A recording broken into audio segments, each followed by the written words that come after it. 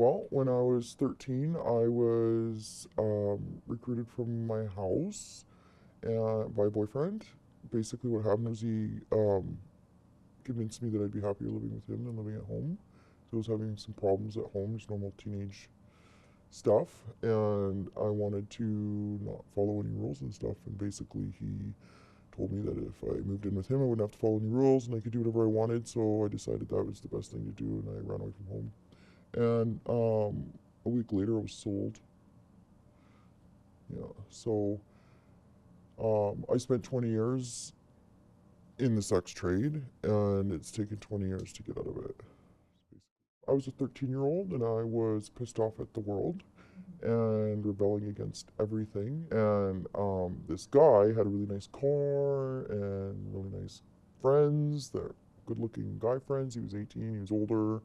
And you know, when you're 13 years old and you like a guy that's older that's got a car, you kind of trust them and you like fall in love with them like right away, right? When they treat you nicely and buy you lots of stuff. And it really caught me off guard because he was just somebody that I partied with and stuff like that. And then the next thing you know, I was being sold. At one point, I ended up working in a house, and I was in that house for 6 months. That's when I got into the really hard drugs. And basically, I was 13 then, and the guys in that house were anywhere from like 18 to their 30s. They controlled everything. They controlled everything from the food that I ate to the drugs that I did. I would never do drugs. I remember saying that myself. I'll never do drugs, or I'll never, you know, do this, and I'll never do that. And unfortunately, things change, you know. And often your choice and when you start using isn't like when you get into those situations. I didn't choose to get high. I didn't have a choice. Like I was going to get just pummeled if I didn't use the dope that they were giving me. They wanted their girls to be numb and controlled. They didn't want clean and sober girls. Clean and sober girls can't turn tricks. You think that they're just being sweet and they're buying you stuff, or you know, and probably these days it's probably more like helping with credit card debts or shopping high-end clothing, or you know what I mean, just stuff like that.